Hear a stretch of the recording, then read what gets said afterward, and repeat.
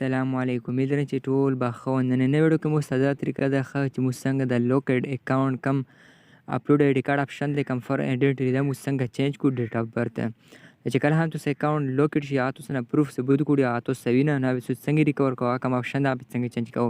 نو سټپ بای سټپ طریقه درښیو که تر اوسه په چینل باندې چې نه در سره ضرور سبسکرایب کړو سو که اتره شم سبسکرایبر اکاونټ دا لوکیډ شوی نو دا کم د اپلوډ آی ډي کارت آپشن دی کم فار یور آیډنټیټي دا ونه کله هم کلیک وکړو سونه دلته اپلوډ آی ډي کارت مطلب سونه ثبوت پروف غواړي د تاسو موجوده نه وي دا به څنګه ریکور کوو دلته که تاسو ګیټ کوډ آپشن مطلب جیمیل یا نمبر لا کوډ ډېر په اسانه طریقې سره بیا ریکور کیږي یا ډیټ اف برث آپشن بیا هم ریکور کیږي که بیا دا آپشن نو تاسو بیا دا آپشن څنګه چینج کوو کنده اپلوډ آی ډي کارت آپشن دا به څنګه چینج کوو دا پر سو خپل آی ډي فیسبوک آی ډي په کروم کې لوګین کو کروم له لور شو ګوګل براوزر ته که هر نمبر براوزر پاکه به سرچ کوم فیسبوک چې کله فیسبوک سره دا ټریک څو په کیو براوزر کې وکړو په کیو براوزر کې ډېر پرابلم نه کوي په هر نمبر براوزر کې هم کولی شو پخې به آی ډي نمبر پاسورډ یې کوو ما اکاونټ پې لوګین کړو چې کله هغه لوګین شي نو واپس بیا d.facebook.com نو دا به واپس بیا سرچ کوم چې کله دا سرچ کوم دلته به ته لږ ویټ وکړو دا مو سرچ کړو چې کله d.facebook.com سرچ کوو نو آی ډي لوګین کړه دلته کوم دا ګیټ سټار آپشن نو په دا باندې کلیک واپس بیا په نیکسټ باندې کلیک وکړو دا کتلی شو کنفرم یور آیډنټیټي آپشن دی نو بره پر سرچ باندې کلیک وکړو کوم د کاپي لینک دی لینک پې کاپي کړو واپس پې بیا پر کم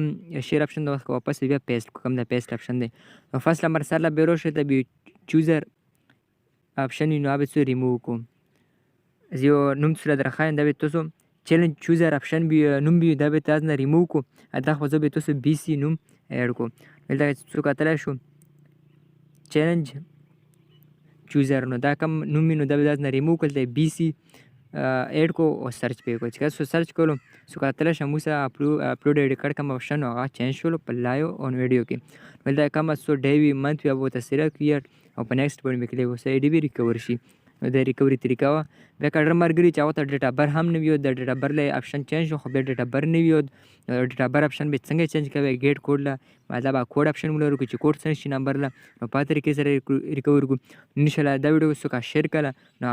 ویډیو به ته هم اپلوډ کړو انشاءالله په طریقې سره هم ریکور کولی شو ډیټ اف برث آپشن هم چینج کولی شو کوډ له نو دا ویډیو لازمي شیر کړو چې کله هم ویډیو ته پیج نه اپلوډ کوو نو شیر آپشن کلیک وکړو انشاءالله هغه ویډیو به ته هم اپلوډ